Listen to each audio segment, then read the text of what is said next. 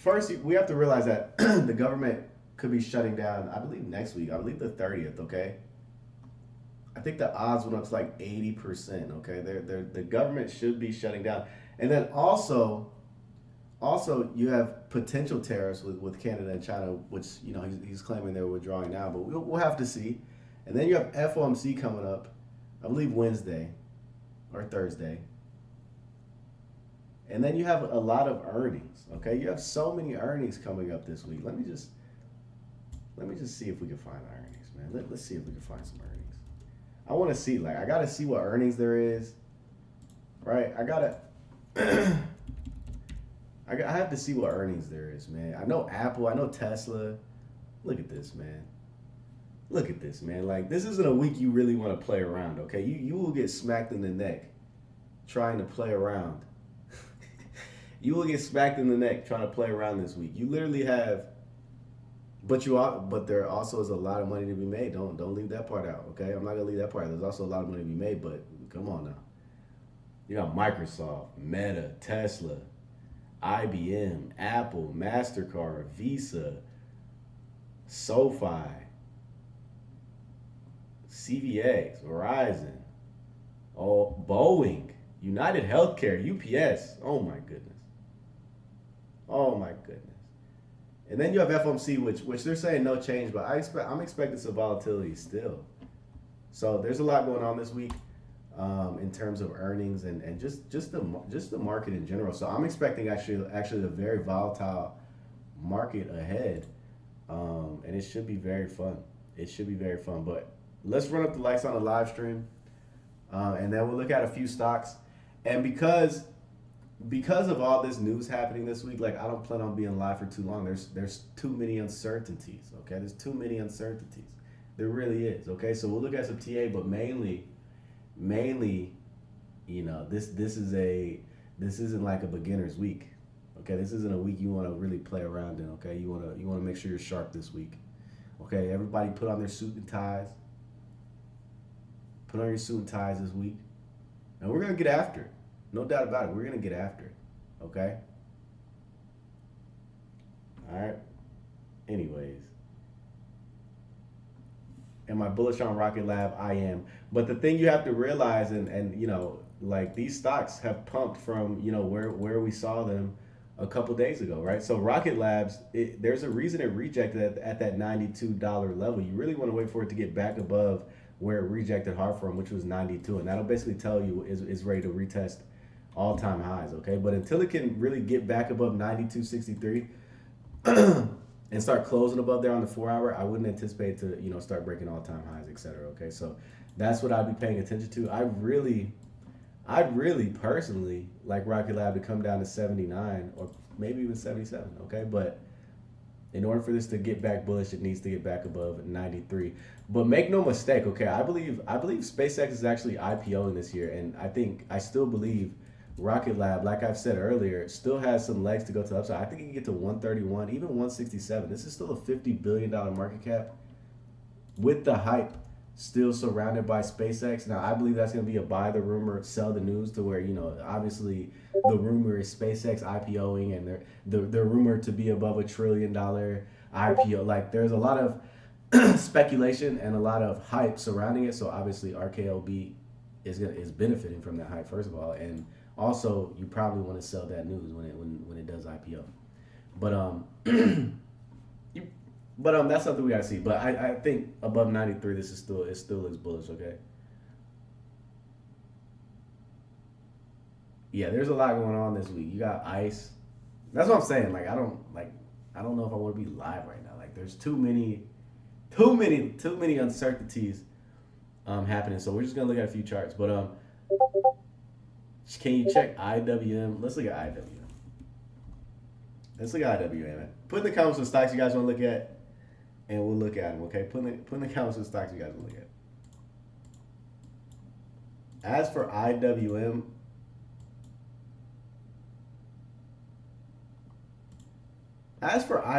I really want to pay attention to the bigger picture, like we've always been doing. This thing is going on a multi-year breakout, okay, on a monthly time frame. This thing's breaking out from a 5-year consolidation period. Okay, it is by no means done. I believe I believe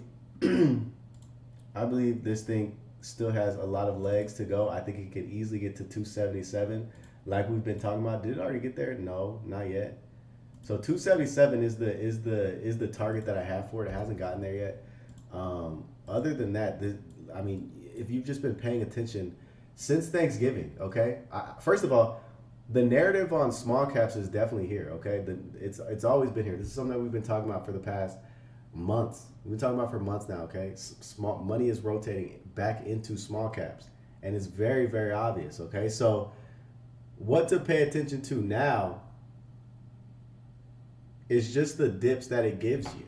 Okay, like we know small caps are going up. We know the market still has some legs to go. Okay, we know this. So the best thing to do now is to find good dips, right? Like kind of like what was happening right here, January through or December 11th through December 30th, where we got a nice little dip. Maybe that takes place again, right? But that's the main thing to be paying attention to. Okay, and it looks and really if this wants to if you want to be bullish again, I mean at least wait for it to get back above 264.50 maybe. But the dips for IWM are meant to be bought. I mean you could just look at, like, come on, red candle bought up, red candles bought up, red candle bought up, red candle bought up, red candle. So you understand the pattern that's going on here. Okay, IWM is very strong. um, if you want a super dip, like if you want to sit over here and wait for a super dip, maybe you could catch it at 256, 255. Which, me personally, if I was looking at IWM, that's what I'd be looking to get into, because we were telling you to buy it at 230. We were telling you to buy it again over here. So I would wait for some sort of mass retracement if I was to get back into IWM, or if I wanted to mess with IWM, I would wait for it to get around 256. Okay, but this thing is on a massive run, I think it's just gonna get even more explosive, even more explosive. Okay, but you do have FOMC. You have a bunch of earnings this week. You got a lot of stuff going on this week. Okay, so 256 would be ideal.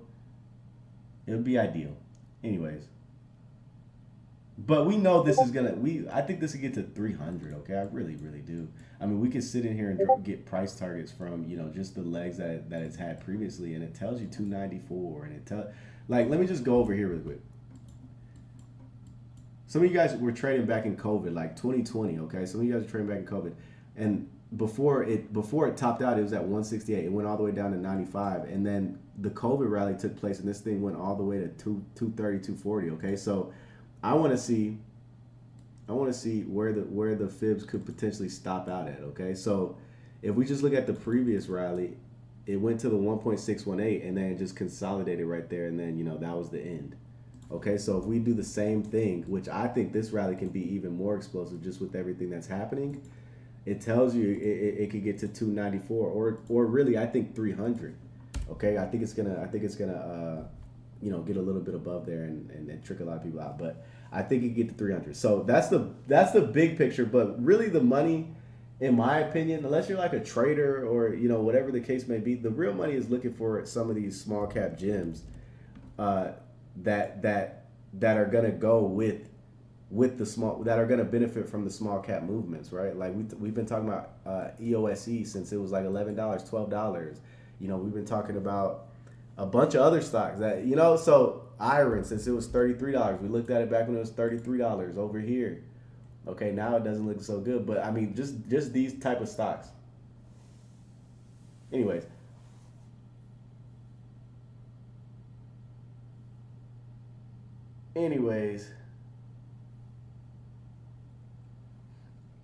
what do you think about Intel? I think Google going to 500. Geez, 500, maybe. SoFi has earnings on Friday. So with these stocks that have earnings, man, I don't really want to pay too much attention to them, but I do like what we've been seeing in this bull run. First of all, is we don't see these double tops. Okay, so you believe what you want to believe, but we're not seeing double. You don't see double tops in bull markets. Okay, so this to me is not done at all. and I've had a price target on SoFi going to 40 plus since it was like $9. Okay, since it was down here and it was retesting, like you saw right here, the retest of this 3 year long accumulation where it broke out from here. I think this still has a very large move to go to the upside. Maybe 40, maybe $60, but it has earnings on Friday. Okay, so there's it's really gonna matter more what's happening for the earnings. But I think SoFi is just a bullish company in general. Okay, but it's gonna like we have to see what's happening on earnings. Okay, and that's why I don't plan on being live for too long today. We have FOMC earnings, tariffs, ICE. You got a lot of stuff happening. Okay, but as Google 500, I mean, I don't know if it's gonna happen this cycle. It's already really up there. But come on, man. There's no reason not to say that this is gonna get to 500. Buying equity would probably fare you very well. But up here, I don't know. Like we, like there was a time we were talking about this at 154 back in March, back in May. Like some people remember. There was a time we were talking about this back in 2023 at $92. Some people remember. Now that is way up here. Like you're. This is why small caps are gonna go. Okay. Because I'm not. There's no way I'm the only person saying stuff like this. Like there's no way I'm the only person looking at Google, doing these monster. Now in a pair, it's been parabolic for the last couple, really for. What, since last year April, almost an entire year, it's just been parabolic, which makes sense. That's the kind of market we're in. But this is the reason small caps are gonna go, right. It takes way less to pump something like RKLB. It'll take way less for this to go to 200 than for Google to go to 400. Way less. This could go to. You understand? So that's why small caps, like I've been saying, or just undervalue things like Starbucks. I think that's where the value is right now. Okay, Google's cool. Like you can definitely make some money from Google, but anyways. Put in the comments what stocks you're looking at. Google coming to a retest, or Tesla coming to a retest. I think Tesla can. It has earnings though. Like you guys want to look at the stocks that have earnings, and I do think Tesla can come down for the retest. I mean, we were bullish on this. Some of you guys remember. I think the last time we were live, on Wednesday. And we're like, yeah, this is very bullish for a lot of reasons, okay?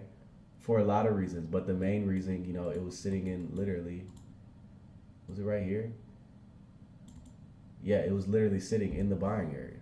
And it didn't close on the weekly. And then all of a sudden, the next couple of days, you saw this go to where we knew it was going to go. But now it's actually forming these higher lows or these lower highs that you're seeing right now, where you have right here, and then right here. So with earnings coming up, I have no idea what's going to happen. I'd like to see it at 425, 431. And some of you guys remember last earnings where this actually did dump last earnings, but ultimately it got bought straight back up to a new all-time high, I believe. So, hopefully it does dump for earnings. That's what it did last time, and then it just gets bought up afterwards. But, we'll have to see, man. TSM doesn't have earnings. Let's look at TSM. And then we'll look at a few other stocks. Like I said, I don't plan on being live for too long, but TSM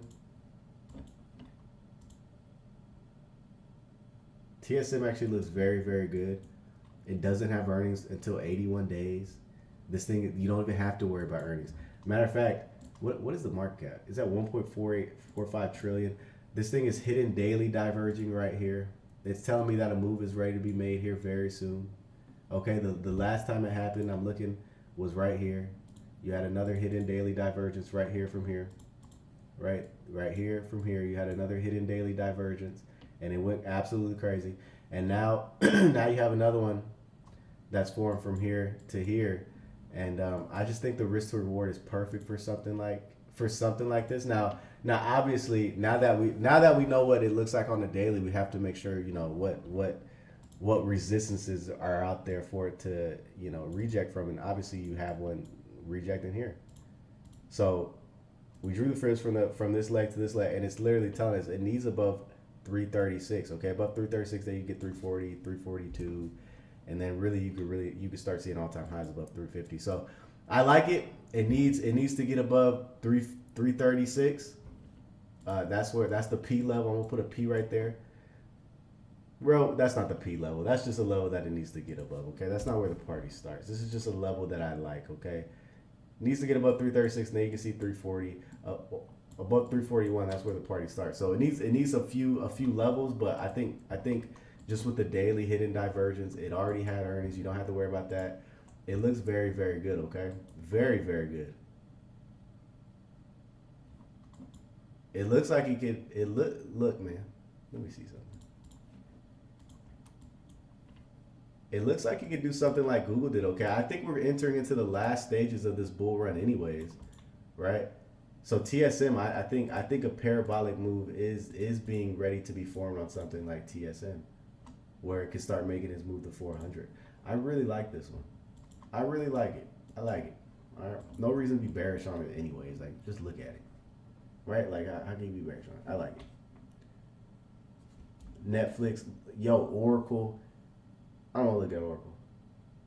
Bros.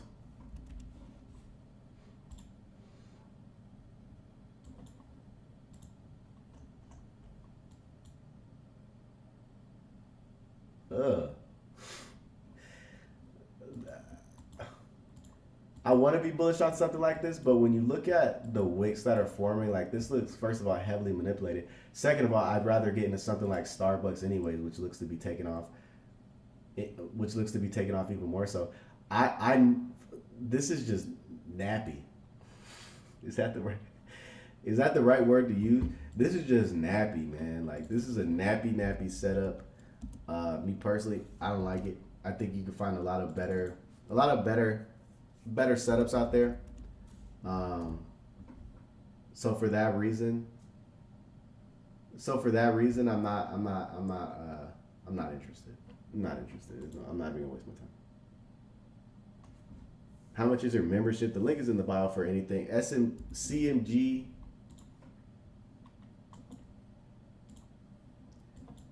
Really, you wanted to get Chipotle right here. Now it's entering into a rejection level for it. So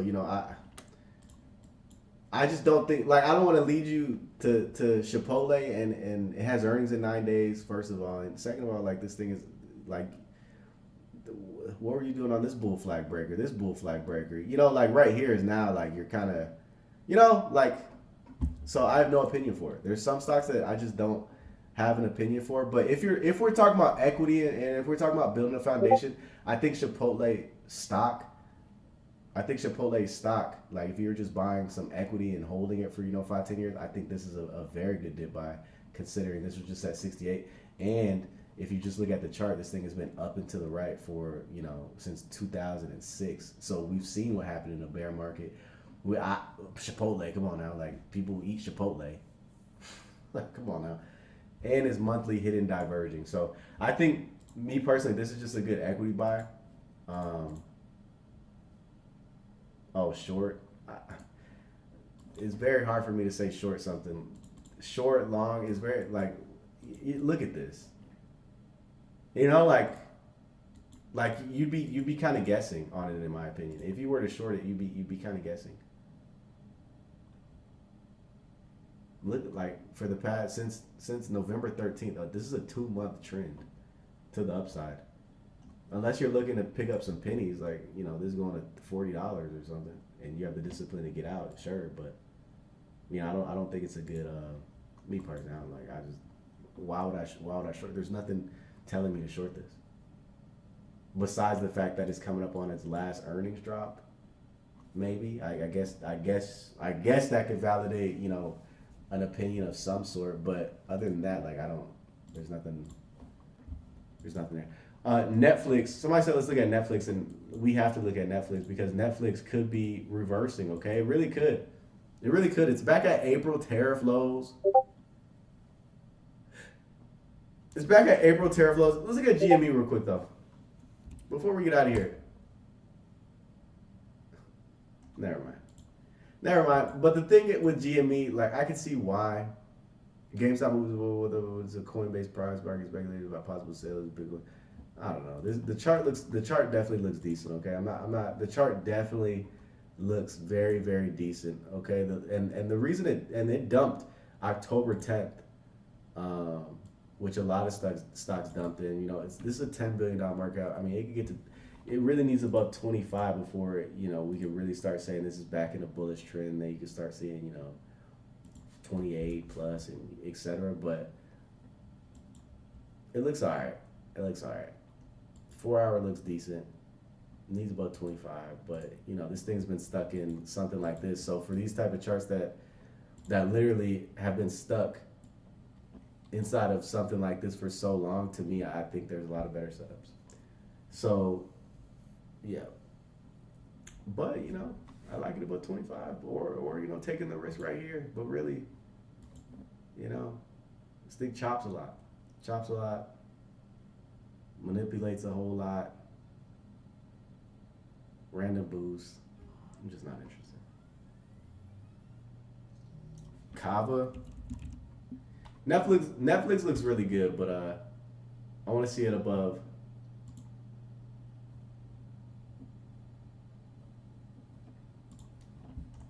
a certain level.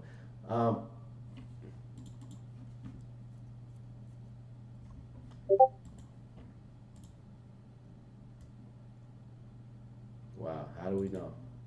How do we know it's going to reject right there? For this to start getting to next levels and for it to really start getting above 70 and 80 plus, like we need to see it have a weekly close above 69.40. Okay, above 69.40, then we can start talking it being bullish. Me personally, I would like maybe you could get a dip buy on this at 63. Okay, but inside of here, it actually looks like it's ready to come down. But inside of here, yeah, it actually looks like it's ready to come down. I wouldn't be bullish this, mainly because you're getting these higher lows. Okay. So until this can either hold above 67, really you need it above 69.40. It looks like it's ready to come down and retest 64ish. So I like it at maybe 64ish. That's the buying area for it.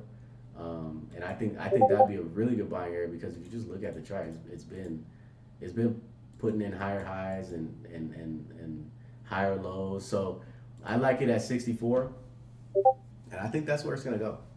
I think that's where it's gonna go, and then you get a nice little dip buy area. But above 70 is where the party can start, and that's where it gets bullish again. All right, what's your favorite time frame? I like the weekly. I like looking at bigger time frames. But really, there's really no favorite time frame. I'm just, there's not really a favorite time frame. It's just, I look at all of them. I look at all of them, okay? I look at all of them. Rivian. Let's take a look at Rivian. Look at NEM. Look at NEM. I wouldn't touch Rivian until it could get a weekly close above 1626. Okay, above 1626, then it can be back in business. But that's the main thing that I'd be paying attention to on Rivian. Okay, and I think it will. I think it will. But there's no reason for me to. I want to be bullish on it. It just needs to close above 1626. Okay, that's what it needs to do. Path. Let's look at Path. Path bounced perfectly off 1402. That was the level that it needed to bounce from. It did. So as long as it can stay above 1402, I personally like it. Earnings in 52 days. You don't have to worry about earnings.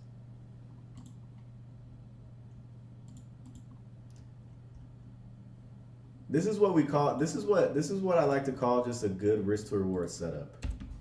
This is just a good RR setup, okay? Just good risk to reward, meaning even if you're wrong, you're not gonna be wrong that big. So sitting here and buying some May $20 path calls, the risk on that is very, very minimal, but the reward on that is very, very high.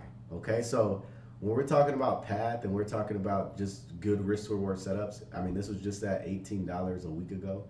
Path moves very well when it starts moving. So and you could just get out if you get a weekly close below 14, which is only like 70 cents away. You have huge upside, very little downside. So I like Path. I think it's a good one. I think it's a good one. Like that's really the only thing that I'm paying attention to for is bigger time frames. Okay, the weekly, maybe even the monthly. Okay, but this is sitting in. It is retested. You know, a level that it needs to retest from 2 years ago. Okay, so as long as it holds above this level from 2 years ago, you should be good. You should be good. Okay, I like it. My boy Danny G. Bitcoin is 75K. That's what they're saying, man. That's what they're saying. I don't think Bitcoin's done at all. Zeta bounced perfectly off the level that it needed to bounce from. This is another risk to reward setup that we talked about. If you've been paying attention to this live at all, I think on Wednesday we went live, and this is another risk to reward setup that we talked about. That it just had great risk to reward. When we talked about it at $20, meaning it had very low downside if it got the weekly close below 2017, which it didn't. Okay, it bounced very hard, like $2 almost off that level, and then also it had that hidden daily divergence. So this thing was just it was ready to go. So I like Zeta. It just as long as it continues to close above the weekly on at $20, it should be it's good to go. All right, and it just had that massive deal that it went all the way to $25 and then back down. And this is only a $5 billion market cap stock. We just talked about small caps, literally about to outperform. They've already been outperforming the entire market. Like if you look at what the Q's been doing or the S&P 500 have been doing, then you go look at the Russell. I mean, you could literally see that small caps are outperforming. Okay, that's going to be the theme for the rest for until this bull market's done. Okay, this is what happens in bull markets. Okay, you get this last euphoric move. I think the Qs is going to push up. I think SPY is going to push up as well. But small caps is where where it's at right now. I mean, meaning you can get very high reward. But anyways, USAR is definitely going crazy. Rolling NIM tomorrow for the third time. Let me look at NIM, man. What's quantum stocks doing? I think this thing's gone. And obviously energy minerals are gone overall, right? Like these things are already pushing up crazily. This thing's gone. This thing's gone. It's out of here. It's out of here, man. So, anyways, I'm glad you guys tuned in. We talked about some very good stuff. I hope you guys have a very good week coming into next week. It's gonna be very volatile. FOMC. You have FOMC. You have earnings. You have tariffs. You have ICE. You have a whole lot of stuff. Okay, so it should be very, very interesting. It should be a week that I'm not playing too heavy. That's for sure. And it's gonna because I don't think you need to play heavy. you won't even need to. You won't even need to. Okay, it's gonna give you big moves up, down, sideways. Who knows? Anyways, this should be a very fun week. I'll talk to you guys later, man. I'm out. Peace.